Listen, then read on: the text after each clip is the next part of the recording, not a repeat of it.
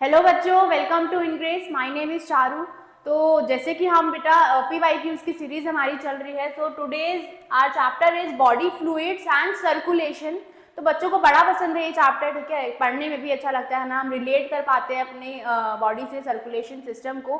तो काफ़ी interesting chapter है और उससे ज़्यादा अच्छे क्वेश्चंस, ठीक है, नीट के अंदर ये चैप्टर जो है हमसे पूछता है। इस चैप्टर से काफी अच्छे क्वेश्चन, कॉन्सेप्ट बेस्ड क्वेश्चन काफी अच्छे बनते हैं, तो बच्चों को बड़ा पसंद आता है ना। तो क्वेश्चन स्टार्ट करते हैं आज PYQs के, ठीक है, इस चैप्टर से। तो होपफुली आपने इसकी रिवीजन कर ली होगी, है ना। हम साथ के साथ क्या करेंगे बच्चों, जो जो PYQs प्रीवियस ईयर में क्वेश्चंस है उसी के साथ उसकी एटलीस्ट थोड़ा बहुत कॉन्सेप्ट और थ्योरी उसकी देखकर चलेंगे, so that you can revise accordingly, ठीक है। तो चलो स्टार्ट करते हैं विदाउट एनी देरी। फर्स्ट क्वेश्चन से स्टार्ट करते हैं बच्चों। देखो, so the first question is a person with blood group ARH negative, यानी कि A नेगेटिव एक पर्सन का ब्लड ग्रुप है, it can receive the blood transfusion from which of the following types. अब किसी पर्सन का ब्लड है A negative, यानी कि RH नेगेटिव, उसके ऊपर एंटीजन है, A नेगेटिव उसका ब्लड ग्रुप है, तो वो इनमें से कौन से ब्लड ग्रुप से अपना ब्लड को रिसीव कर सकता है। तो इनमें से कौन ऐसा ब्लड ग्रुप है जो A नेगेटिव को ब्लड दे सकता है या फिर A नेगेटिव उससे ब्लड रिसीव कर सकता है। तो देखो अपने पास ऑप्शन क्या है, ऑप्शन है बेटा, देखो first option is B negative, ठीक है, एंटीजन क्या है RH नेगेटिव, तो उसको हम क्या बोल सकते हैं, B नेगेटिव। दूसरा ऑप्शन है अपने पास AB नेगेटिव, ठीक है। तीसरा ऑप्शन है O नेगेटिव, ठीक है। Fourth option is A negative and fifth option we have is A positive. तो अपने पास ये पांचों ऑप्शन है, हमको बताना है करेक्ट आंसर कि इनमें से कौन कौन से ब्लड ग्रुप ऐसे हैं जो जिससे A नेगेटिव ब्लड जो है, ब्लड ग्रुप का पर्सन जो है ब्लड रिसीव कर सकता है। तो देखो A नेगेटिव उस पर्सन का क्या है, A नेगेटिव उस पर्सन का ब्लड ग्रुप है, तो वो किस किस से ब्लड ग्रुप रिसीव कर सकता है। तो एक बार कॉन्सेप्ट समझने की कोशिश करते हैं। तो देखो पहली बात तो ये कि कोई भी पर्सन जो है अगर उसका एंटीजन उसके पास नेगेटिव है, ठीक है, A नेगेटिव उसका ब्लड ग्रुप है, तो वो किसी ना किसी ऐसे ही पर्सन से रिसीव कर सकता है ब्लड जिसका ब्लड ग्रुप नेगेटिव ही हो, ठीक है। तो वो नेगेटिव कौन कौन सा हो सकता है और ऑप्शन में हमें क्या क्या दिख रहा है, ठीक है। मीन्स पॉजिटिव ब्लड ग्रुप अगर होगा, यानी कि B पॉजिटिव हो, A पॉजिटिव हो, तो उससे वो ब्लड रिसीव नहीं कर सकता, ठीक है। तो A नेगेटिव वाला जो है किसी नेगेटिव एंटीजन वाले से ही ब्लड को रिसीव कर सकता है, ठीक है। अब एक बार एक चीज समझते हैं। देखो देखो अब ये जो RH फैक्टर है एक बार समझने की कोशिश करो। ये जो RH फैक्टर है, ठीक है, नेगेटिव पॉजिटिव, ये डिस्कवर करने वाले कौन थे, Landsteiner and Wiener in rhesus monkey, ठीक है, इन्होंने ये डिस्कवर किया था। अब ये जो RH एंटीजन है ये ऑलमोस्ट 80% ऑफ ह्यूमन बींग्स के अंदर पाया जाता है। It is found on the surface of RBC of human in nearly 80%, ठीक है। On the basis of this antigen, जिसके पास एंटीजन है, blood group can be positive और इट कैन बी नेगेटिव, ठीक है। RH एंटीबॉडीज जो है वो नेचुरली क्या होती है, एब्सेंट होती हैं। अब देखो if receiver is positive and donor is negative, अगर रिसीवर जो है उसके अंदर एंटीजन पॉजिटिव है, ठीक है, और डोनर क्या है, नेगेटिव है, मीन्स फॉर एग्जाम्पल मैं पॉजिटिव हूं, ठीक है, और डोनर नेगेटिव है, ठीक है, तो ब्लड ट्रांसफ्यूजन क्या है, इट इज ऑलवेज सेफ, ठीक है। अगर मेरा एंटीजन, रिसीवर का एंटीजन पॉजिटिव है और डोनर नेगेटिव है, तो ट्रांसफ्यूजन जो है ब्लड ग्रुप का वो ऑलवेज क्या होगा, सेफ होगा। बट अगर रिसीवर नेगेटिव है, यानी कि मेरे अंदर नेगेटिव एंटीजन का कोई भी ब्लड ग्रुप है, फॉर एग्जाम्पल अपने पास क्वेश्चन में क्या था, A नेगेटिव, ठीक है, अगर मेरे पास रिसीवर के पास नेगेटिव एंटीजन है और डोनर पॉजिटिव हुआ, तो ये फर्स्ट ट्रांसफ्यूजन, सिर्फ फर्स्ट ट्रांसफ्यूजन जो है वो सेफ होगा, otherwise it will not be safe, ठीक है। तो हमेशा क्या होगा, हमेशा हम क्या लेकर चलते हैं कि अगर रिसीवर जो है नेगेटिव है तो डोनर भी क्या होना चाहिए, नेगेटिव। क्यों, क्योंकि ऐसे ट्रांसफ्यूजन में सिर्फ पहला ही blood group, blood transfusion safe रहता है, otherwise it can lead to death of the person, ठीक है। इसीलिए therefore blood group O negative is known as universal donor, ठीक है, इसीलिए ब्लड ग्रुप O नेगेटिव को क्या बोला जाता है, यूनिवर्सल डोनर क्योंकि वो किसी को भी ब्लड ग्रुप डोनेट कर सकते हैं, और ए बी पॉजिटिव को क्या बोला जाता है, यूनिवर्सल रिसिपिएंट। ठीक है, A B negative A B positive किसी से भी ब्लड क्या कर सकते हैं, रिसीव कर सकते हैं। ठीक है, तो देखो यहाँ पर देखो बहुत ही अच्छे से दिखा रखा है क्या कि अगर मेल पॉजिटिव है और फीमेल में भी पॉजिटिव एंटीजन है तो चाइल्ड बर्थ क्या होगा, हमेशा सेफ होता है। अगर मेल के पास नेगेटिव एंटीजन है और फीमेल भी नेगेटिव एंटीजन है तो चाइल्ड बर्थ भी क्या होगा, सेफ होगा। अगर मेल के पास नेगेटिव एंटीजन है और फीमेल पॉजिटिव है तो child birth it is also safe. ठीक है, इट इज ऑल्सो सेफ। कौन सा सेफ नहीं है कि अगर मेल का जो एंटीजन है वो पॉजिटिव है और फीमेल जो है नेगेटिव है, तो इस केस में क्या होगा बच्चों, इस केस में सिर्फ फर्स्ट ट्रांसफ्यूजन सेफ होगा। ठीक है, क्यों, क्योंकि इसमें रिसीवर क्या है, नेगेटिव, और डोनर क्या है, पॉजिटिव, तो ये वाला केस हो गया। ठीक है, तो इसमें जो फर्स्ट डिलीवरी होगी बेबी की यानी कि जो फर्स्ट बॉर्न बेबी होगा वो सेफ होगा, बट जो फर्दर डिलीवरीज होंगी it will not be safe. ठीक है, तो ये क्या है, ये केस सेफ नहीं माना जाता। तो इस केस को हम अगर देखें तो हमने पढ़ा होगा, ये देखो इरिथ्रोब्लास्टोसिस फेटालिस। ठीक है, इसमें क्या होता है, इसमें मदर जो है RH नेगेटिव एंटीजन है उसका और फादर जो है RH पॉजिटिव है।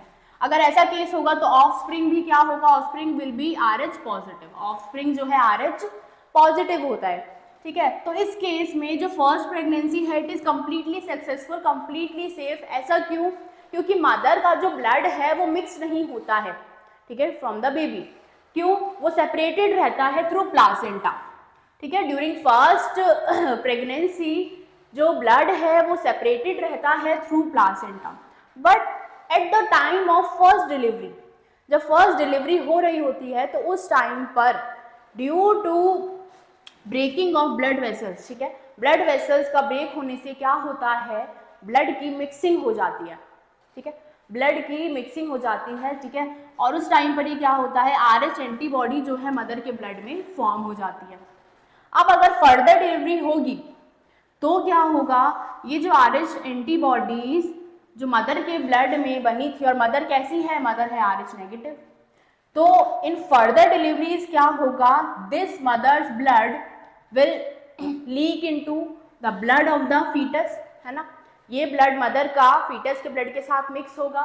ठीक है, और फीटस का ब्लड ग्रुप क्या आएगा, फीटस का एंटीजन क्या है, RH पॉजिटिव, जिसकी वजह से क्या होगा, जो फीटस की RBC है वो क्या होती हैं, धीरे धीरे डिस्ट्रॉय हो जाती हैं। ठीक है, फीटस की RBC डिस्ट्रॉय होती हैं, इसी वजह से इस फिनोमिना और इस डिजीज को हम क्या बोलते हैं, इरिथ्रोब्लास्टोसिस फेटालिस। ये फीटस के लिए बहुत फेटल है। ठीक है, उसके अंदर सीवियर एनीमिया और जॉन्डिस कॉज करता है, और नेक्स्ट प्रेगनेंसी में फीटस की डेथ भी हो सकती है या हो ही जाती है। ठीक है, इट कैन नॉट सर्वाइव। ठीक है, और इस फिनोमिना को हम क्या बोलते हैं बच्चों, इरिथ्रोब्लास्टोसिस फेटालिस इसको बोला जाता है। It is also known as haemolytic disease of newborn. बात समझ आई बच्चों, बात समझ आई। तो करेक्ट ऑप्शन देखो क्या होगा, करेक्ट आंसर अपना है ऑप्शन नंबर 4, जिसके अंदर देखो, जिसके अंदर क्या है, देखो रिसिपिएंट का ब्लड ग्रुप क्या है, रिसिपिएंट का ब्लड ग्रुप है A blood group with RH negative antigen, तो वो किस किस से ब्लड ले सकता है, ठीक है, और किससे नहीं ले सकता, so it can not receive blood from any blood group with RH positive antigen, तो वो किसी भी RH पॉजिटिव एंटीजन से ब्लड ग्रुप नहीं ले सकते। ठीक है, and as A blood group individuals have anti B antibodies. ठीक है, ए ब्लड ग्रुप के पास कौन सी एंटीबॉडीज हैं, एंटी-B। ठीक है, इनके पास एंटीबॉडीज कौन सी हैं, एंटी-B एंटीबॉडीज हैं। तो ये किस किस से ब्लड ले सकते हैं, ये ले सकते हैं बच्चों O नेगेटिव से। ठीक है, किससे ले सकते हैं, O नेगेटिव से या फिर A नेगेटिव से ले सकते हैं। ठीक है, जिनके एंटीजन में नेगेटिव होगा उन्हीं से ले सकते हैं, तो O नेगेटिव, ठीक है, O नेगेटिव से ले सकते हैं, और RH नहीं सॉरी जिनका RH नेगेटिव है यानी कि A नेगेटिव से भी ये ब्लड को रिसीव कर सकते हैं। बात समझ आई, बात समझ आई बच्चों। क्वेश्चन क्लियर हुआ? तो ए नेगेटिव ब्लड ग्रुप था, किस किस से ले सकते हैं? या तो ओ नेगेटिव से ले सकते हैं या फिर किससे ले सकते हैं? ए नेगेटिव से ले सकते हैं, यानी कि option number C and D. ठीक है, तो this will be the correct answer. बात समझ आई? हमने फिनोमिना भी डिस्कस कर लिया कि भाई अगर ऐसा हुआ तो क्या हो सकता है, उस फिनोमिना को क्या कहते हैं। ठीक है, और फर्स्ट डिलीवरी सेफ होगी, सेकंड क्यों सेफ नहीं होगी, ठीक है, ये भी हमने डिस्कस कर लिया है। नेक्स्ट क्वेश्चन देखते हैं। नेक्स्ट क्वेश्चन पर आते हैं बच्चों। डाययूरेसिस इज प्रिवेंटेड बाय, डाययूरेसिस जो है वो किस चीज से इनमें से प्रिवेंट हम कर सकते हैं। ठीक है, diuresis is prevented by renin from JG cell यानी juxta glomerular cell via switching off the osmoreceptors. Option number B है अपने पास ANF from atria of the heart, aldosterone from adrenal medulla, vasopressin from neurohypophysis. तो इनमें से option क्या होगा? तो सबसे पहले समझते हैं व्हाट इज डाययूरेसिस। देखो, अब डाययूरेसिस बच्चों क्या है? डाययूरेसिस है जब हमारी बॉडी एक्सेसिव अमाउंट में यूरिन का सिक्रीशन करने लग जाती है। ठीक है, when our body secrete an excessive amount of urine, ठीक है, नॉर्मल से ज्यादा अमाउंट में अगर यूरिन सिक्रीशन होने लगे तो उस कंडीशन को हम बोलते हैं डाययूरेसिस। अब इसको प्रिवेंट करने वाला हमारी बॉडी में कौन है? कौन इस चीज को प्रिवेंट कर सकता है? तो देखो, डाययूरेसिस को प्रिवेंट करने वाला कौन है? वासोप्रेसिन, जिसको हम ADH भी बोलते हैं। ADH यानी कि एंटी डाययूरेटिक हार्मोन। ठीक है, वासोप्रेसिन या फिर इसको क्या बोला जाता है? ADH, anti diuretic hormone. ये हार्मोन को सिक्रीट करने वाला कौन है? हमारी पोस्टीरियर पिट्यूटरी। कौन है बच्चों? पोस्टीरियर पिट्यूटरी ग्लैंड, जिसको हम और क्या बोल सकते हैं? न्यूरोहाइपोफाइसिस। ठीक है, न्यूरोहाइपोफाइसिस इसको बोला जाता है। ठीक है, तो न्यूरोहाइपोफाइसिस जो है वो क्या सिक्रीट करती है? ADH। ठीक है, जो क्या करता है? क्या स्टिमुलेट करेगा? किस चीज को स्टिमुलेट करेगा? When there is excessive loss of fluid from the body, the secretion of ADH facilitates water reabsorption from later part of renal tubules. तो जब एक्सेसिव अमाउंट में हमारी बॉडी से फ्लूइड का सिक्रीशन होने लगे in the form of urine, तो अब ADH क्या करेगा? ADH कौन सिक्रीट कर रहा है? Posterior pituitary. ठीक है, उससे क्या होगा? हमारी रीनल ट्यूब्यूल से वाटर का क्या होने लगेगा? रीएब्जॉर्प्शन, जिससे डाययूरेसिस को भी क्या किया जा सकता है? प्रिवेंट किया जा सकता है। बात समझ आई? ऑप्शन 1 क्यों इनकरेक्ट है ये भी देखो। ऑप्शन 1 इसलिए इनकरेक्ट है बेटा क्योंकि देखो, रेनिन जो है, renin from juxtaglomerular cells, ये इनका काम क्या है, इनका फंक्शन क्या है वो समझते हैं। They convert angiotensinogen in blood to angiotensin 1, ठीक है, एंड फर्दर टू एंजियोटेंसिन 2, जो क्या है? पावरफुल वासोकंस्ट्रिक्टर है। क्या है? एक बहुत ही पावरफुल वासोकंस्ट्रिक्टर है, जिसकी वजह से क्या होता है? It increases the glomerular blood pressure, जिसकी वजह से thereby GFR, glomerular filtration rate. ठीक है, तो ये क्या है? एक वासोकंस्ट्रिक्टर है जिसकी मदद से क्या होता है? ग्लोमेरुलर ब्लड प्रेशर बढ़ता है और जिसकी वजह से अल्टीमेटली ग्लोमेरुलर फिल्ट्रेशन रेट भी क्या होता है? बढ़ता है। तो इसका फंक्शन ये है जो कि बिल्कुल अलग है। क्लियर? ऑप्शन 2 क्यों इनकरेक्ट है? ऑप्शन 2 इसलिए इनकरेक्ट है बेटा क्योंकि ANF जो है वो क्या करता है? वो वासोडाइलेटर है। क्या करता है? वासोडाइलेशन करता है, जिसकी वजह से ग्लोमेरुलर फिल्ट्रेशन रेट क्या होता है? डिक्रीज होता है। क्लियर? ऑप्शन 3 क्यों इनकरेक्ट है? क्यों इनकरेक्ट है? देखो, बिकॉज एल्डोस्टेरॉन जो है वो रिलीज कहाँ से होता है? From adrenal cortex. एल्डोस्टेरॉन जो है वो कहाँ से रिलीज होता है? From adrenal cortex. और उसका फंक्शन क्या है? रीएब्जॉर्प्शन करना। किसका? सोडियम आयन का और साथ ही साथ वाटर का। ठीक है, कहाँ से रीएब्जॉर्प्शन करना? From distal parts of renal tubules, from distal part of renal tubules. बच्चों कंसेप्ट समझ आया? ठीक है, सारे ऑप्शन हमने देखे कि कौन सा ऑप्शन सही है तो क्यों है, अगर इनकरेक्ट है तो क्यों है। तो इट मीन्स कॉन्सेप्ट आपको सारे समझ में आ जाने चाहिए। क्लियर? ऑप्शंस को ध्यान में रखना है। क्लियर? नेक्स्ट क्वेश्चन पर आए। देखो, नेक्स्ट क्वेश्चन देखो बच्चों, लब sound of heart is caused bye.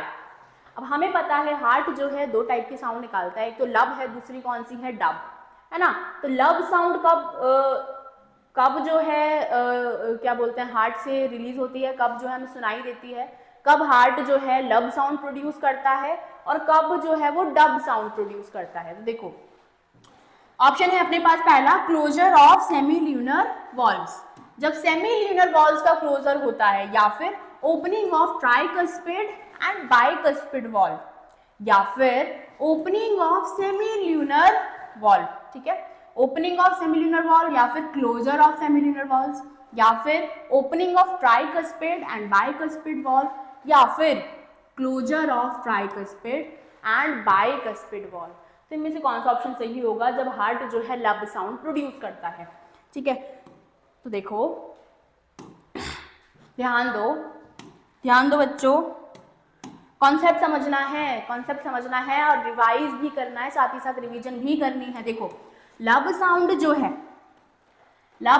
जो है पहली हार्ट की साउंड होती है lub. The first sound which is produced by heart, this is known as lub sound, ठीक है। अब ये कब प्रोड्यूस होती है, जब क्लोजर होता है एवी वॉल्व्स का, क्लोजर होता है किसका, एट्रियोवेंट्रिकुलर वॉल्व्स का क्लोजर होता है, ठीक है, एट्रियोवेंट्रिकुलर वॉल्व्स का क्लोजर होता है, तब कौन सी साउंड प्रोड्यूस होती है, लब प्रोड्यूस होती है। अब एट्रियोवेंट्रिकुलर वॉल्व्स को दो अलग अलग नाम से जानते हैं, है ना, लेफ्ट साइड में अलग है, राइट साइड में अलग है ना। तो कौन कौन से वॉल्व है हमारे, बाइकस्पिड एंड ट्राइकस्पिड वॉल्व, है ना। तो अपना जो ट्राइकस्पिड वॉल्व है वो कहाँ पर है, between right atrium and right ventricle, और अपना मीट्रल वॉल्व, ठीक है, वो कहाँ पर है, बाइकस्पिड वॉल्व जिसको हम कहते हैं, वो है between left atrium and left ventricle. तो अपना ऑप्शन क्या हो जाएगा, लब साउंड पहली साउंड है हार्ट की जो प्रोड्यूस होती है, कब प्रोड्यूस होती है, जब एवी वॉल्व्स का क्लोजर होता है, जब बाइकस्पिड और ट्राइकस्पिड वॉल्व क्लोज होते हैं तब ये साउंड प्रोड्यूस होती है, ठीक है। इसीलिए इनको क्या बोला जाता है, क्योंकि ये वॉल्व्स कहाँ पर है, एट्रिया वेंट्रिकल के बीच में है, इसलिए इनको क्या बोला जाएगा, एट्रियोवेंट्रिकुलर वॉल्व्स बोला जाएगा बेटा, ठीक है। और ये कब होगा, ड्यूरिंग वेंट्रिकुलर सिस्टोल, जब हमारे वेंट्रिकल्स क्या करेंगे, सिस्टोल मतलब कॉन्ट्रैक्ट, ठीक है, कॉन्ट्रैक्ट करेंगे। तो during ventricular systole, at the beginning of ventricular systole लब साउंड प्रोड्यूस होती है। तो ये जो लब साउंड है डल साउंड है और काफ़ी लंबे टाइम की है अगर हम कंपेयर करें डब से, ठीक है। ये क्या है, प्रोलॉन्ग साउंड है, अबाउट 0.15 सेकेंड की, और ये कब प्रोड्यूस होती है, at the beginning of ventricular systole ये साउंड प्रोड्यूस होती है। कॉज कौन करता है, कैसे ये साउंड प्रोड्यूस होती है, जब एवी वॉल्व्स क्लोज होते हैं, ठीक है।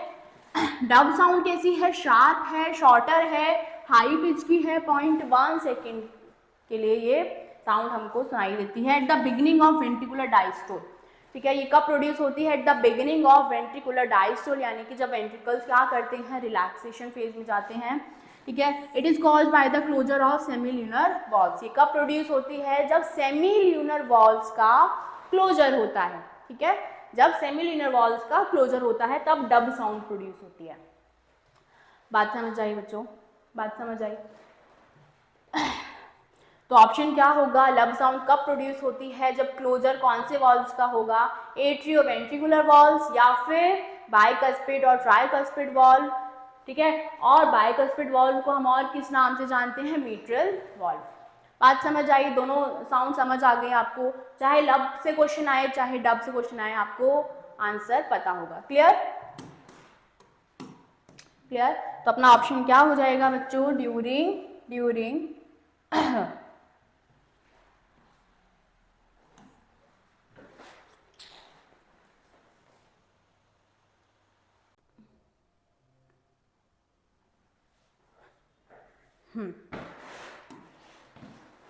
हाँ तो बच्चों क्या होगा आंसर, अपना आंसर क्या होगा, lub sound of heart is caused by closure of tricuspid and bicuspid valve. जब ट्राइकस्पिड बाइकस्पिड वॉल्व का क्लोजर होता है तो अपनी साउंड जो प्रोड्यूस होती है, it is known as lub sound. Clear, it is known as lub sound. बात समझ आई। नेक्स्ट क्वेश्चन पर आते हैं बच्चों, नेक्स्ट क्वेश्चन पर आते हैं। देखो क्वेश्चन देखो, following are the stages following are the stages of pathway for conduction of an action potential through the heart. अब ये क्या है, स्टेजेस दे रखी है अपने को, जब हार्ट से एक्शन पोटेंशियल क्या होता है, जनरेट होता है, तो उसकी स्टेजेस बतानी है। हमको क्या करना है, choose the correct sequence of pathway from the options given below. ठीक है, अपने को पाथवे बताना है कहाँ से जो एक्शन पोटेंशियल है वो जनरेट होता है और कहाँ तक जाता है और कौन लेकर जाता है उसको। ठीक है, बिल्कुल परेशान होने की जरूरत नहीं है, एक बार देखते हैं। देखो कॉन्सेप्ट देखो, ये देखो, ये अपना हार्ट। ठीक है, अब एक्शन पोटेंशियल जनरेट करने वाला, ये तो सबको पता है कौन है। एक्शन पोटेंशियल कहाँ से जनरेट होता है, एस ए नोड से जनरेट होता है, हाँ या ना। This is S A node, हाँ या ना, एस ए नोड यानी कि साइनोएट्रियल नोड इसको बोला जाता है। यहाँ से एक्शन पोटेंशियल जनरेट होता है, that is why it is also known as pacemaker of the heart. Heart का पेसमेकर भी इसको बोला जाता है, क्योंकि यहीं से बेटा एक्शन पोटेंशियल जनरेट होता है हमारा। ठीक है, अब ये जो ऐसे नोड है, उसके बाद हमारा एक्शन पोटेंशियल कहाँ से कंडक्ट होता है, कहाँ तक जाता है, तो यहाँ पर अपना क्या है, यहाँ पर अपने इंटरनोडल पाथवे हैं कितने, 3 हैं। इंटरनोडल पाथवे हैं कितने, 3। उसके बाद कहाँ से कहाँ तक जाएगा, एस ए नोड से फिर देखो कहाँ आ रहा है, फिर आ रहा है एवी नोड। कहाँ पर, एवी नोड में आ रहा है, एवी नोड में आ रहा है। ठीक है, इसको क्या बोला गया, एट्रियोवेंट्रिकुलर नोड। अब ये क्या है, हमारा पेस मेकर है and AV node is pacesetter. ठीक है, यहाँ पर आकर पेस सेटर, पेस सेट हो जाता है, एक्शन पोटेंशियल जो है और तेजी से अपना कंडक्ट होता है और आगे तक। तो ये है हमारा एसए नोड, ये है हमारा एवी नोड। एवी नोड से एक्शन पोटेंशियल कहाँ कंडक्ट होता है बेटा, उसके बाद जाएगा वेंट्रिकल्स तक, और कौन लेकर जाएगा, एवी बंडल। कौन लेकर जाएगा बच्चों, AV bundle. This is AV bundle, यानी कि ऐसे नोड से आया एवी नोड, एवी नोड से आया एवी बंडल, जो दोनों वेंट्रिकल्स तक पहुंचा रहा है एक्शन पोटेंशियल को।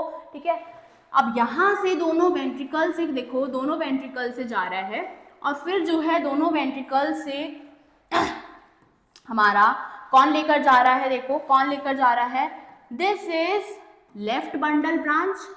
ठीक है, and this is right bundle branch. ठीक है, ये है हमारी क्या, राइट बंडल ब्रांच, ये है हमारी राइट बंडल ब्रांच और ये है हमारी लेफ्ट बंडल ब्रांच। ठीक है, तो यानी कि एवी नोड से एवी बंडल तक आया और एवी बंडल से कहाँ गया, बंडल ब्रांचेस। ठीक है, एवी बंडल से कहाँ गया बेटा, कौन लेकर जा रहा है, कौन लेकर जा रहा है, बंडल ब्रांचेस लेके जा रही हैं, दोनों वेंट्रिकल्स के अलग अलग, राइट बंडल ब्रांच और लेफ्ट बंडल ब्रांच। और उसके बाद दोनों वेंट्रिकल्स तक पहुंचाने वाला कौन है, देखो दोनों वेंट्रिकल्स तक पहुंचाने वाला कौन है, these fibres which are known as Purkinje fibres, यानी कि बंडल ब्रांचेस से फिर आगे एक्शन पोटेंशियल को कंडक्ट करने वाला, दोनों वेंट्रिकल्स तक पहुंचाने वाला कौन है, पुरकिंजे फाइबर्स है बच्चों। क्या है, पुरकिंजे फाइबर्स है। बात समझ आई या नहीं आई, इज इट क्लियर और नॉट, बात समझ आ रही है, पुरकिंजे फाइबर्स। तो ये है हमारा ऑर्डर, ये है कंडक्शन का order, which is SA node, AV bundle, bundle branches and lastly Purkinje fibre जो है एक्शन पोटेंशियल को दोनों वेंट्रिकल्स तक कंडक्ट करा देते हैं, है ना। तो ये अपना ऑर्डर है। ठीक है, SA node, AV bundle, bundle branches, Purkinje fibres. देखो अब, ओह वेट, हाँ ये है अपना क्वेश्चन। यहाँ देखो, तो सीक्वेंस अब हम बता सकते हैं, पहला क्या होगा, एस ए नोड ई, फिर क्या होगा, फिर होगा अपना एस ए नोड के बाद एवी नोड यानी कि सी, फिर होगा अपना एवी बंडल यानी कि ए, फिर होगा अपना एवी बंडल से फिर कौन लेकर जाएगा, बंडल ब्रांचेस यानी कि डी, और उसके बाद लास्टली कौन होगा, Purkinje fibre. So this will be our order ECADB। तो हम देख सकते हैं यहाँ पर, देखो ऑप्शन क्या हो जाएगा, ऑप्शन नंबर ए। ठीक है, तो इजी था क्वेश्चन, है ना, इजी था, समझ आया, अच्छे से क्लियर हुआ, होपफुली लर्न भी हुआ होगा, है ना। नेक्स्ट क्वेश्चन पर आते हैं बच्चों, नेक्स्ट क्वेश्चन पर चलते हैं। देखो next match list 1 with list 2, NEET 2024 का क्वेश्चन है ये। मैच लिस्ट 1 विद लिस्ट 2, अब ये है ईसीजी से रिलेटेड। पी वेव क्या दर्शाती है, क्यूआरएस कॉम्प्लेक्स क्या दर्शाता है, टी वेव क्या दर्शाती है, और टीपी गैप जो है वो क्या दर्शाता है। हमको वो बताना है कि इनमें से कौन सी वेव क्या शो कर रही है, उससे मैच करना है। तो ईसीजी से रिलेटेड क्वेश्चन है, एक बार ईसीजी देख लेते हैं, है ना। जो नॉर्मल ईसीजी है वो कैसा दिखता है, ठीक है।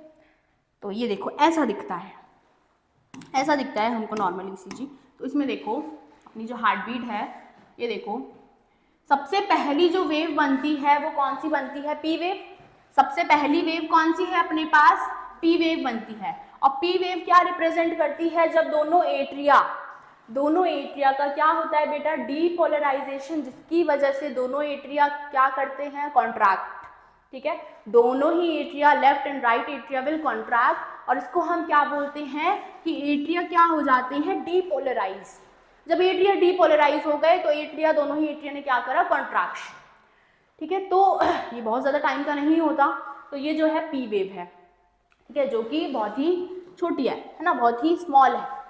तो ये हमारी पी वेव हुई। पी वेव के बाद देखो, पी वेव के बाद हमारा बनता है Q R S complex. This is known as Q R S complex. अब ये क्या दिखाता है, ये क्या रिप्रेजेंट करता है, जब डीपोलराइजेशन होता है वेंट्रिकल्स का, राइट और लेफ्ट वेंट्रिकल्स का क्या होता है, डीपोलराइजेशन होगा तो दोनों ही वेंट्रिकल्स क्या करेंगे, कॉन्ट्रैक्ट करेंगे।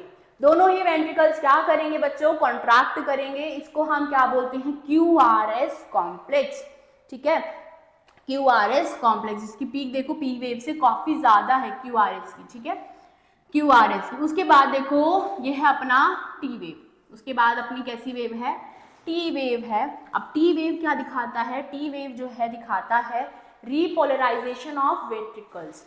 वेंट्रिकल्स का रीपोलराइजेशन, यानी कि जिसकी वजह से वेंट्रिकल्स किस फेज में जाएंगे, रिलैक्सेशन, है ना, relaxation. And the end of T wave marks the end of systole. T wave जहां पर एंड हुई, it leads to end of systole as well. यहाँ पर टी वेव के एंड होने पर सिस्टोल का भी क्या होता है, एंड हो जाता है।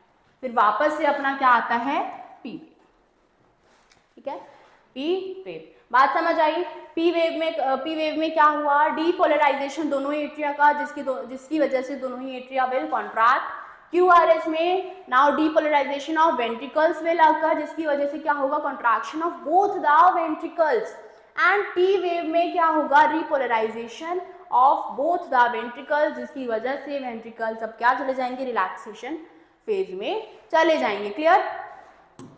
अब क्वेश्चन हो जाएगा, अब देखो अब क्वेश्चन हो जाएगा, समझने की कोशिश करना, थोड़ा डिफरेंट है। पी वेव क्या दिखा रहा है, Q wave, Q R S complex, T wave. यहाँ पर क्यू वेव थोड़ा इन्होंने अलग लिख रखा है। तो पी वेव क्या है हमको पता है, P wave is depolarisation of atria. जब एट्रिया का क्या होगा, डीपोलराइजेशन होगा, ठीक है। क्यू वेव क्या है, और क्यू आर एस कॉम्प्लेक्स। तो देखो क्यू आर एस कॉम्प्लेक्स अपने को पता है कि क्या होगा, depolarisation of both the ventricles, जिससे क्यू आर एस कॉम्प्लेक्स हमको मिलता है। क्यू वेव में क्या होगा, बिगिनिंग ऑफ सिस्टोल। जब सिस्टोल की बिगिनिंग होगी, है ना, सिस्टोल मतलब कॉन्ट्रैक्शन, है ना, सिस्टोल की बिगिनिंग, जिसकी वजह से क्या होगा, वेंट्रिकल्स का कंप्लीट डिपोलराइजेशन, जिसकी वजह से वेंट्रिकल्स विल कॉन्ट्रैक्ट, है ना। और टी वेव अपने पास क्या है, T wave is repolarisation of ventricles. तो this will be the correct क्या मैचिंग हम देख सकते हैं। देखो तो ऑप्शन क्या होगा, ए का अपने पास है क्या 3, तो यही ए का है 3, बी का है 1, ठीक है। तो यही ऑप्शन अपना क्या हो जाएगा, इट विल बी करेक्ट। बात समझ आ गई। तो क्वेश्चन को कैसे भी घुमा सकता है, अगर कॉन्सेप्ट क्लियर है and every question will be correct, ठीक है। आपका हर क्वेश्चन सही होगा, आपको कॉन्सेप्ट आता है ना। नेक्स्ट क्वेश्चन देखिए बच्चों, ये देखो नेक्स्ट क्वेश्चन पर चलते हैं। ये देखो, which of the following statements are correct. इनमें से अपने को करेक्ट स्टेटमेंट बतानी है, ठीक है। तो सारी ही स्टेटमेंट रिलेटेड है किससे, बेसोफिल से। तो पहली स्टेटमेंट देखो, बेसोफिल क्या है, basophils are most abundant cells of total WBCs, ठीक है। अच्छा, सबसे ज्यादा अबंडेंट सेल्स हैं टोटल WBCs के। बेसोफिल सिक्रीट करते हैं हिस्टामिन, सीरोटोनिन, हेपारिन। अच्छा, बेसोफिल्स जो हैं they are involved in inflammatory response. Basophils have kidney-shaped nucleus and basophils are agranulocytes.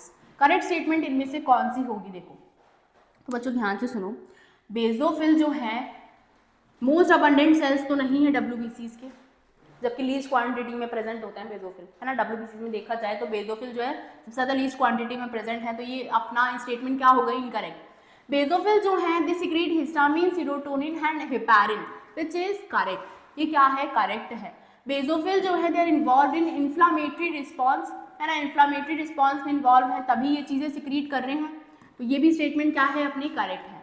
Basophils have kidney shaped nucleus, इनका जो न्यूक्लियस है वो किडनी शेप का है, this is incorrect. Basophils are agranulocytes, ये भी क्या है बच्चों? इनकरेक्ट। तो अपने पास सिर्फ करेक्ट स्टेटमेंट कौन सी है? C and D, C and D, अच्छा सॉरी बी एंड सी है ना, बी एंड सी है, तो ऑप्शन बी अपना क्या हो जाएगा? It will be correct, right, it will be correct. ये देखो option 2 is the correct answer, क्योंकि बेसोफिल सिक्रीट करते हैं हिस्टामिन, सीरोटोनिन, हेपारिन, ठीक है, and are involved in inflammatory response. Option 1 क्यों इनकरेक्ट है? क्योंकि बेसोफिल क्या है? बेसोफिल ग्रेनुलोसाइट्स हैं, ए ग्रेनुलोसाइट्स नहीं है, ठीक है। न्यूट्रोफिल्स जो हैं they are the most abundant, neutrophils are the most abundant, about 60 to 65% of the total WBCs में देखा जाए तो न्यूट्रोफिल 60 to 65% में है। बेसोफिल तो लीस्ट अमाउंट में है, यानी कि 0.5 से सिर्फ 1% है टोटल WBCs का, ठीक है।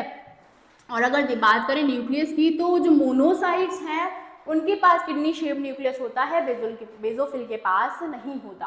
So this statement will also be incorrect. बात समझ आई? रीजन समझ आया, है ना, समझ आया कॉन्सेप्ट। नेक्स्ट क्वेश्चन पर आए, नेक्स्ट क्वेश्चन देखें, चलो नेक्स्ट क्वेश्चन देखो बच्चों। अच्छा, इसाइनोफिल्स, लिम्फोसाइट्स, न्यूट्रोफिल्स, मोनोसाइट्स, ठीक है। अपने को बताना है कौन कितनी परसेंटेज में प्रेजेंट होता है। इसाइनोफिल्स, लिम्फोसाइट्स, न्यूट्रोफिल्स, मोनोसाइट्स, अपने को बताना है कौन कितनी परसेंटेज में प्रेजेंट है, ठीक है। तो अब ये क्या है? ये तो लर्निंग वाला, जब हमने पढ़ा होगा कॉन्सेप्ट, अपने को ये चीज़ लर्न करनी पड़ी थी कि ये कौन कितनी परसेंटेज में प्रेजेंट होता है ना। एक बार देखो, एक बार रिवाइज करते हैं। ये देखो WBC वाइट ब्लड सेल्स को, जिनको और क्या कहा जाता है? ल्यूकोसाइट्स भी कहा जाता है ना। इनके अंदर हीमोग्लोबिन नहीं होता, इसीलिए ये कलरलेस होते हैं, ठीक है। वाइट ब्लड सेल्स की बात करें, टोटल ल्यूकोसाइट काउंट, टोटल जो अपने WBCs हैं वो कितने होते हैं? 6000 to 8000 ऑफ ब्लड। अगर बात करें DLC की कि भाई कौन कितने अमाउंट में है, तो देखो एसिडोफाइल्स, एसिडोफाइल्स कितने हैं? 2 से 3%, ठीक है, 2 से 3% है, इनमें से 2 से 3% DLC है। ये बेसोफिल्स कितने हैं? 0.5 to 1%, सबसे कम देखो, सबसे लीस्ट बेसोफिल ही है, ठीक है। उसके बाद न्यूट्रोफिल्स पर आए तो मोस्ट अबंडेंट अपने पास न्यूट्रोफिल्स ही हैं बच्चों, मोस्ट अबंडेंट न्यूट्रोफिल्स ही हैं WBC में, 60 to 65%। मोनोसाइट्स की बात करें तो ये है 6 से 8%, और लिम्फोसाइट्स की बात करें तो 20 से 25% ये प्रेजेंट है। तो ये परसेंटेज है अपने WBCs के सेल्स की, ठीक है। तो acidophils, basophils, neutrophils, monocytes, lymphocytes, सबसे ज़्यादा न्यूट्रोफिल्स हैं 60 to 65%, फिर बेसोफिल सबसे लीस्ट में है, मोनोसाइट 6 से 8% है, और लिम्फोसाइट्स कितने हैं? 20 से 25%। तो क्वेश्चन सॉल्व करने की कोशिश करते हैं। ये देखो, ठीक है। अब यहाँ पर देखो एक और चीज़, एसिडोफिल्स को इसाइनोफिल्स भी बोला जाता है, ठीक है। एसिडोफिल्स को इसाइनोफिल्स भी बच्चों बोला जाता है, ठीक है। तो अब आप ठीक से कर पाओगे क्वेश्चन, ठीक है, अब आप अच्छे से कर पाएंगे। तो देखो इसाइनोफिल्स या एसिडोफिल्स कितने हैं? 2 से 3%, कितने हैं? 2 से 3%, ठीक है, 2 से 3%। लिम्फोसाइट्स कितने हैं? देखो लिम्फोसाइट्स अपने पास कितने हैं? 20 से 25%, लिम्फोसाइट्स कितने हैं? 20 से 25%। न्यूट्रोफिल्स कितने हैं? मोस्ट अबंडेंट 60 to 65%, और मोनोसाइट्स कितने हुए? फिर मोनोसाइट्स कितने हुए? मोनोसाइट कितने हैं? 6 से 8% अपने पास क्या है बच्चों? मोनोसाइट्स, ठीक है। तो अपना सीक्वेंस क्या हो जाएगा? Neutrophils are most abundant, neutrophils are most abundant, eosinophils कितने हैं अपने पास? 2 से 3%, ठीक है, एंड लिम्फोसाइट्स आर 20 से 25%, क्लियर। तो ए का अपने पास है सेकंड, ठीक है, B है अपने पास, B है अपने पास 3, C है अपने पास 4, D है अपने पास 1। Option number C will be correct. समझ आया? समझ आया? थोड़ा सीक्वेंस लर्न हुआ होगा आपको, है ना? आपको समझ आया होगा कौन कितनी परसेंटेज में है अगर WBCs की बात करें तो। क्लियर हुआ बच्चों क्वेश्चन? नेक्स्ट देखो, next is a unique vascular connection between digestive tract and liver is called।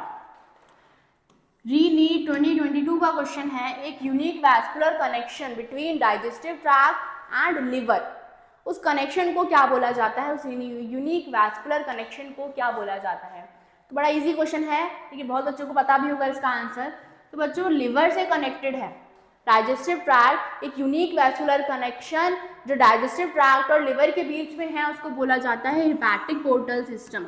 This is known as hepatic portal system. यहाँ देखो इस तरीके से हमको दिखता है हेपेटिक पोर्टल सिस्टम, जो लिवर और डाइजेस्टिव ट्रैक्ट के बीच का एक वैस्कुलर कनेक्शन है, ठीक है। और कौन कनेक्ट करता है इसको? हेपेटिक पोर्टल वीन के थ्रू ये कनेक्शन अपना होता है। तो what is hepatic portal system? It is a unique vascular connection which exist between the digestive tract and our liver, ठीक है।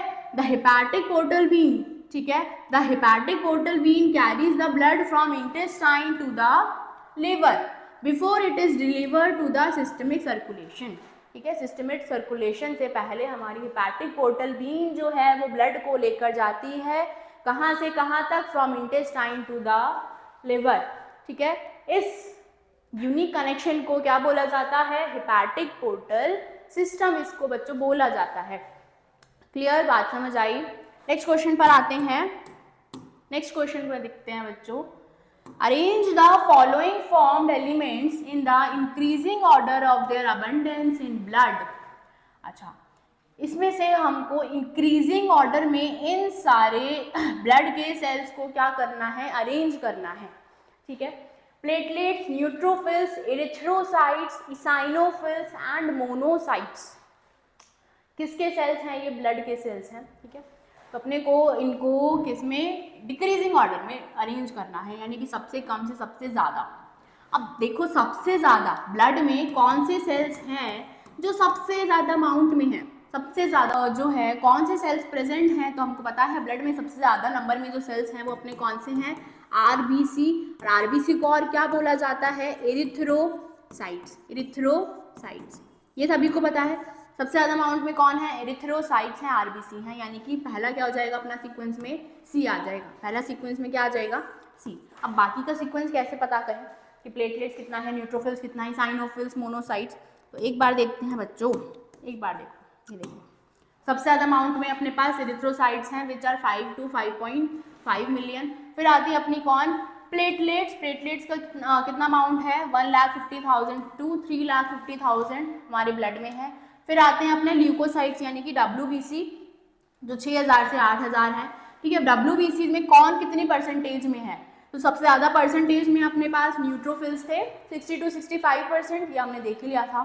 फिर कौन है? फिर है अपने पास लिम्फोसाइट्स। फिर उसके बाद उससे कम कौन है? मोनोसाइट्स हैं। उनसे कम कौन है? साइनोफिल्स हैं। और सबसे कम कौन है? बेसोफिल है। तो ये ऑर्डर है ब्लड के सेल्स का, ठीक है। सबसे ज़्यादा एरिथ्रोसाइट्स, फिर प्लेटलेट्स, फिर WBC में सबसे ज़्यादा न्यूट्रोफिल्स, फिर उससे कम लिम्फोसाइट्स, फिर मोनोसाइट्स, साइनोफिल्स एंड बेसोफिल। ये है ऑर्डर। तो अब आप क्वेश्चन सॉल्व कर सकते हो बहुत इजीली, है ना। एरिथ्रोसाइट्स सबसे ज़्यादा नंबर में होंगे, सबसे पहला ऑर्डर आ जाएगा एरिथ्रोसाइट्स का। एरिथ्रोसाइट्स के बाद आरबीसी के बाद कौन है? प्लेटलेट्स, है ना। तो फिर क्या आ जाएगा अपने पास? ए, ठीक है। फिर क्या आ जाएगा? ए। फिर देखो न्यूट्रोफिल्स बचा है, प्लेटलेट्स हो गया, एरिथ्रोसाइट्स हो गया। न्यूट्रोफिल्स, इसाइनोफिल्स और मोनोसाइट में सबसे ज़्यादा कौन है भाई? सबसे ज़्यादा मोस्ट अबंडेंट अमाउंट में कौन है? न्यूट्रोफिल्स। तो अपना क्या आ जाएगा? Option number B. फिर इसाइनोफिल्स और मोनोसाइट्स में कौन ज़्यादा है? तो इसाइनोफिल्स और मोनोसाइट में कौन ज़्यादा होता है? अपना मोनोसाइट ज़्यादा होते हैं। और एंड में अपने पास कौन है? इसाइनोफिल्स, ठीक है, इसाइनो। बात समझ आई? तो ऑर्डर क्या हो जाएगा? CABED, CABED। तो option number B will be the correct answer. Clear? Clear हुआ बच्चों? इजी था क्वेश्चन, समझ आया आपको? नेक्स्ट क्वेश्चन पर आए। नेक्स्ट क्वेश्चन देखो, under normal physiological conditions in human being, every 100 ml of oxygenated blood can deliver how much ml of O2 to the tissues? तो अगर नॉर्मल फिजियोलॉजिकल कंडीशंस में देखें तो every 100 ml of oxygenated blood, ठीक है, every 100 ml of oxygenated blood कितना amount of oxygen deliver करता है हमारे टिश्यूज को, ठीक है? तो 100 ml क्या बोल रहा है ये, 100 ml oxygenated blood, 100 ml oxygenated blood कितना ऑक्सीजन जो है, कितना अमाउंट ऑफ ऑक्सीजन टिश्यूज तक पहुंचाता है, ठीक है? Can deliver how much ml of O2 to the tissues? तो बच्चों इसका आंसर अपने को पता होना चाहिए, क्या है? 5 ml। क्या है? 5 ml। Every 100 ml of oxygenated blood can deliver 5 ml of O2 to the tissue. So the correct answer will be option number B. Clear? Option number B. बात समझ आई? बात समझ आई बच्चों? नेक्स्ट देखिए, देखो ये देखो, which of the following is not a connective tissue? इनमें से कौन सा ऐसा टिश्यू है, कौन सा ऐसा टिश्यू है ना, जो कनेक्टिव टिश्यू नहीं है, ठीक है? बड़ा इजी क्वेश्चन है। ब्लड तो पता है अपने को फ्लूइड कनेक्टिव टिश्यू है ना, ब्लड तो कनेक्टिव टिश्यू है ही भाई, कैसे बोल सकते हैं नहीं। एडिपोज टिश्यू क्या करता है भाई, स्किन में प्रेजेंट है, बीनीथ द स्किन प्रेजेंट है ना, और क्या करता है, फैट को स्टोर करता है। It is also a type of connective tissue, beneath the skin है, बिटवीन द इंटरनल ऑर्गन्स है, जो फैट का स्टोरेज करता है। It is also a connective tissue. Cartilage, तो भाई कार्टिलेज भी क्या है, कनेक्टिव टिश्यू है। निरोग्लिया, भाई निरोग्लिया कहाँ से आ गया, कनेक्टिव टिश्यू में। It is not a connective tissue, so the correct answer will be option number D. तो निरोग्लिया क्या है, कनेक्टिव टिश्यू नहीं है, बाकी सब अपने क्या है, कनेक्टिव टिश्यू है ना। ब्लड और कार्टिलेज तो क्या है, स्पेशलाइज्ड कनेक्टिव टिश्यू है कि नहीं। एडिपोज टिश्यू क्या है, एक लूज कनेक्टिव टिश्यू है ना, लूज कनेक्टिव टिश्यू है। बात समझ आई? क्लियर हुआ? नेक्स्ट क्वेश्चन पर आए। देखो, which one of the following is correct? इनमें से कौन सी स्टेटमेंट करेक्ट है, ठीक है? सिर्फ कोई एक ही स्टेटमेंट होगी जो करेक्ट है। तो देखो, the atrioventricular node, AV node, generates an action potential to stimulate atrial contraction. जो AV नोड है वो जनरेट करता है एक्शन पोटेंशियल को, जिसकी वजह से एट्रिया विल कॉन्ट्रैक्ट। तो अभी हमने देखा था कौन है जो एक्शन पोटेंशियल को जनरेट करता है, पेसमेकर कौन है, AV नोड है या SA नोड है बच्चों? This is incorrect, this should be SA node. SA node is the pacemaker. It generates action potential, जिसकी वजह से atria will contract. This statement will be incorrect. Next देखो, tricuspid and bicuspid valves open due to pressure exerted by simultaneous contraction of atria. Tricuspid और bicuspid valve कब open होते हैं? जब pressure जो है वो प्रेशर जो है कहाँ से आता है, due to contraction of atria. Contraction of atria, जब एट्रिया कॉन्ट्रैक्ट करते हैं तब बाइकस्पिड और ट्राइकस्पिड वाल्व जो है ओपन हो जाते हैं। नेक्स्ट देखो, blood moves freely from atrium to ventricle during joint diastole. Blood जो है एट्रिया से वेंट्रिकल तक फ्रीली मूव करता है, कौन सी कंडीशन में, जॉइंट डायस्टोल में। Increase ventricular pressure causes closing of सेमील्यूनर walls. जब वेंट्रिकल्स में प्रेशर इंक्रीज होता है तो सेमील्यूनर वॉल्स क्लोज हो जाते हैं। दिस इज इनकरेक्ट, है ना। ओनली दिस स्टेटमेंट कि भाई जब जॉइंट डायस्टोल होता है तो ब्लड फ्रीली मूव करता है एट्रिया से वेंट्रिकल तक, तो ओनली दिस स्टेटमेंट बच्चों इसका करेक्ट, ठीक है। ये भी अपनी क्या है, इनकरेक्ट स्टेटमेंट है कि ट्राइकस्पिड और बाइकस्पिड वॉल्व तब ओपन होते हैं जब प्रेशर एक्सर्टेड होता है from contraction of atria. This statement is also incorrect, only correct statement is this, ठीक है। बात समझ आई बच्चों? देखो एक्सप्लेनेशन भी देख लेते हैं एक बार।